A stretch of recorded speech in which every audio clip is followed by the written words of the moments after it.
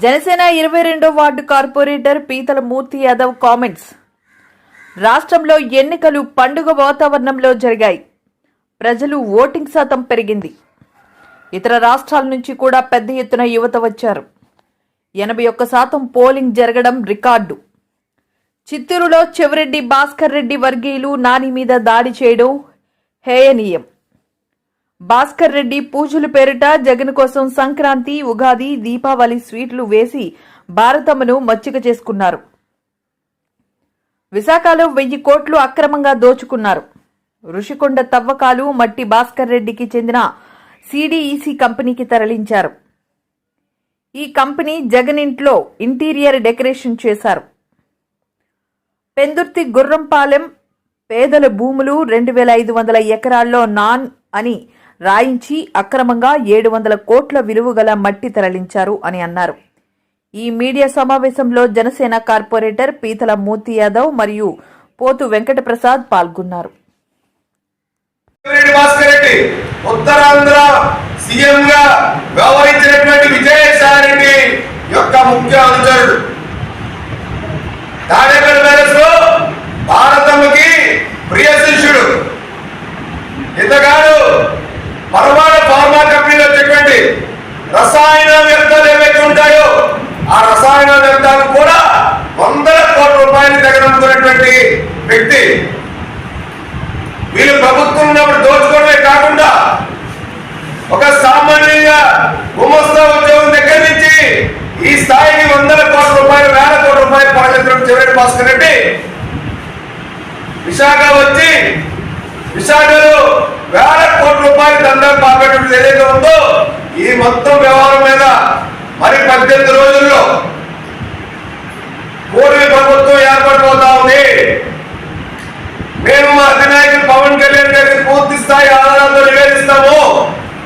ఏదైతే APIC land లో 200 ఎకరాల్లో చేసినటువంటి చెవిరెడ్డి భాస్కర్ అక్రమ మైనింగ్, ఋషికొండ అక్రమ మైనింగ్ ఏదైతే తరలించాడో, అక్రమంగా టీడీఆర్ అక్రమాలు ఏదైతే కొట్టేశాడో, అలాగే ఫార్మా కంపెనీ రసాయన వ్యర్థాలు ఏదైతే దోచుకొని అమ్ముకుంటున్నాడో వీటన్నింటి మీద పూర్తి స్థాయి విచారణ జరిపి చెవిరెడ్డి భాస్కర్ రెడ్డి గారికి ఖచ్చితంగా ప్రభుత్వానికి కట్టవలసిన మైనింగ్ ఫీజులు కూడా కట్టకుండా కోట్ల రూపాయలు ప్రభుత్వానికి మైనింగ్ ఫీజులు ఎక్కొట్టి దోచుకున్నట్టు వాటన్నింటినీ కూడా ప్రభుత్వ పరంగా న్యాయపరంగా శిక్షించే విధంగా మన జనసేన అధినేత పవన్ కళ్యాణ్ గారికి, అదే తెలుగుదేశం పార్టీ అధ్యక్షులు చంద్రబాబు నాయుడు గారికి, నరేంద్ర మోడీ గారికి కూడా పూర్తి స్థాయిలో నివేదిస్తామని చెప్పి తెలియజేస్తున్నాము.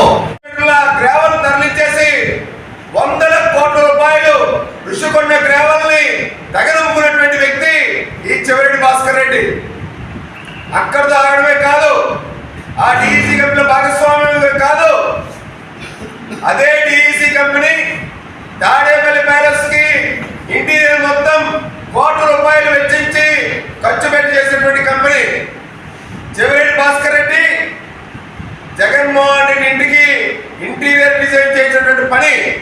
అదే కంపెనీ ఇక్కడ ఋషికొండ గ్రావెల్ ని అక్రమంగా తరలించి 100 కోట్ల రూపాయలు విశాఖ పోర్ట్ ట్రస్ట్ ప్రాంతంలో ఆ గ్రావెల్ ని డంప్ చేసి 100 కోట్ల రూపాయలు అక్రమంగా ఆర్జించాడు.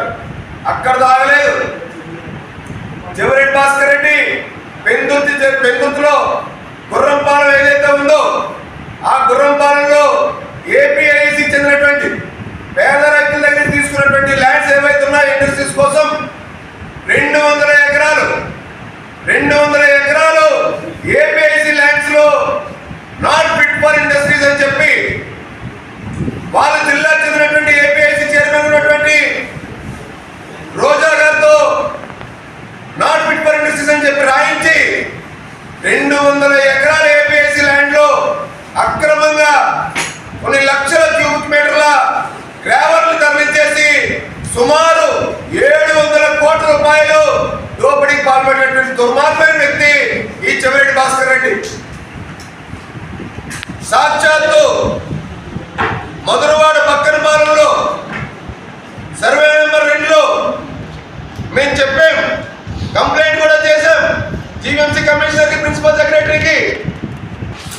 చనిపోయినటువంటి వ్యక్తిని తీసుకొచ్చి దొంగ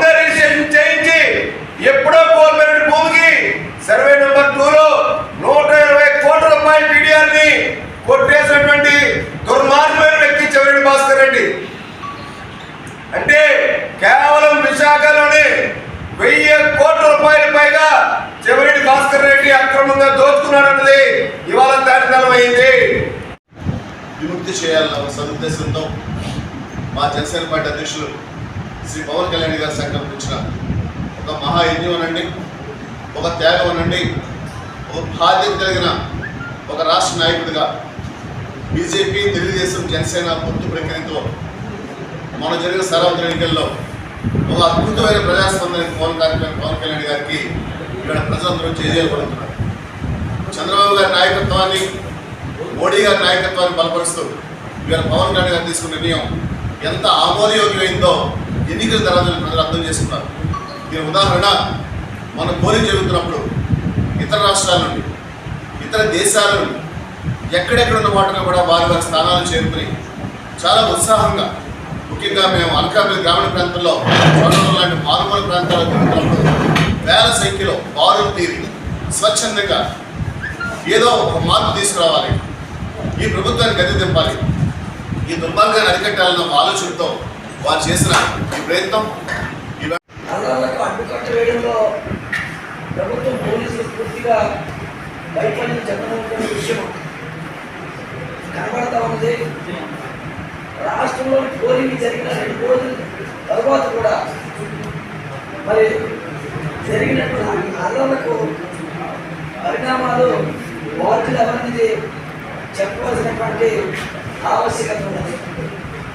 మరి మాచర్ల కానీ, నర్సరావుపేట కానీ, చంద్రగిరి కానీ, తాడిపత్రి కానీ తదితర ప్రాంతాల్లో వరుసగా కొనసాగుతున్న హింసాత్మకమైన దాడులు మరి ఏ రకంగా ఉన్నాయనేది రాష్ట్ర ప్రజలు చూస్తూ ఉన్నారు.